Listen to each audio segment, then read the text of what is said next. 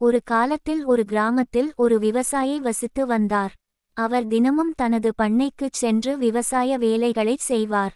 ஒரு நாள் அவர் பருவமழைக்கு விதைகளை விதைப்பதற்காக வயலை தோண்டிக் கொண்டிருந்தார். திடீரென்று பண்ணையில் ஒரு பெரிய பானையை கண்டார். அவர் பானையை வெளியே எடுத்து அந்த பானை எதற்கு பயன்படும் என்று யோசித்தார். அதனால் அவர் அந்த பானையை ஒதுக்கி வைத்துவிட்டு மீண்டும் தனது வழக்கமான செயல்களை தொடங்கினார்.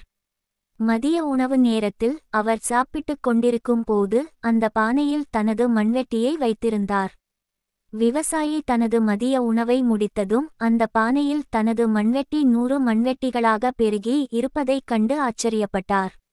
அவன் உண்மையிலேயே ஆச்சரியப்பட்டான். அவன் தனக்குள் நினைத்து கொண்டான், ஐயோ, நான் 100 மண்வெட்டிகளை கொண்டு வரவில்லை. நான் ஒரே ஒரு மண்வெட்டியை தான் கொண்டு வந்தேன்.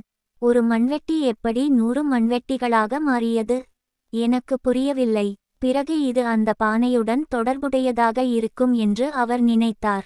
எனவே அவர் அந்த 100 மண்வெட்டிகளையும் எடுத்து அருகிலிருந்த ஒரு கல்லை எடுத்து அந்த கல்லை அந்த பானையில் வைத்தார்.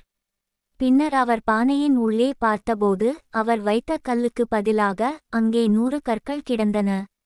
அப்போதுதான் பானை மாயாஜாலமானது என்பதை அவர் உணர்ந்தார். எனவே அவர் பானையை வீட்டிற்கு கொண்டு வந்து ரகசியமாக வைத்திருந்தார். அன்று முதல் அவர் தனது தேவைகளை பூர்த்தி செய்ய பானையை பயன்படுத்தினார். எனவே அவருக்கு ஒரு துணி தேவைப்படும்போதெல்லாம் அவர் ஒரு துண்டு துணியை போடுவார். அப்போது அவருக்கு துணி தைக்க தேவையான துணி கிடைக்கும். அவருக்கு பசிக்கும்போதெல்லாம் அந்த பானையில் ஒரு பழத்தை போடுவார். அப்போது அவருக்கு பானையிலிருந்து 100 பழங்கள் திரும்பக் கிடைக்கும். அந்த வழியில் படிப்படியாக அவர் பணக்காரராக தொடங்கினார். ஆனால் அந்த விவசாயி ஒரு நேர்மையான விவசாயி. தனது பேராசையை திருப்திப்படுத்த அவர் ஒருபோதும் பானையின் மந்திரத்தை பயன்படுத்தவில்லை. அவர் பேராசை கொண்ட விவசாயி அல்ல. இருப்பினும் இந்த விவசாயி ஒவ்வொரு நாளும் மேலும் மேலும் பணக்காரர் ஆவதை அவரது பக்கத்து வீட்டுக்காரர் கவனித்தார். எனவே அவர் தனது செல்வத்தின் இரகசியத்தை கண்டுபிடிக்க முயன்றார். ஒரு நாள் பக்கத்து வீட்டுக்காரர் ஜன்னலுக்கு வெளியே நின்று இந்த விவசாயி என்ன செய்கிறார் என்று அறிய அவரது வீட்டிற்குள் எட்டிப் பார்த்தார். அந்த நேரத்தில் விவசாயி ஒரு சிறிய ஸ்பூன் பாலை பானைக்குள் வைத்திருந்தார். அவர் பானையிலிருந்து 1 லிட்டர் பாலை எடுத்தார். இப்போது எனக்கு புரிகிறது என்றார் பக்கத்து வீட்டுக்காரர். அந்த மந்திர பானை தனக்கு எல்லா செல்வத்தையும் தருகிறது என்று அவர் கூறினார். அன்றிரவு அவர் விவசாயியின் வீட்டிலிருந்து அந்த பானையை திருடி அதை தனது வீட்டிற்கு எடுத்துச் சென்றார். அவன் பானையின் மாயாஜாலத்தை கண்டுபிடிக்க மிகவும் ஆர்வமாக இருந்தான்.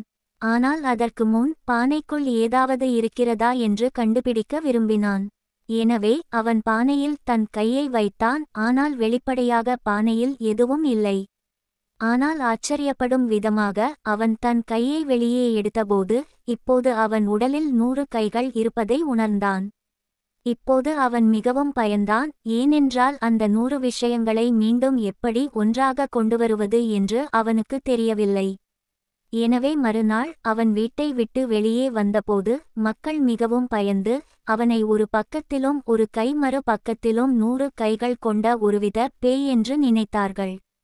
எனவே மற்ற கிராமவாசிகள் அவரை கல்லெறியத் தொடங்கினர். அவர்கள் அவரை விரட்டினர்.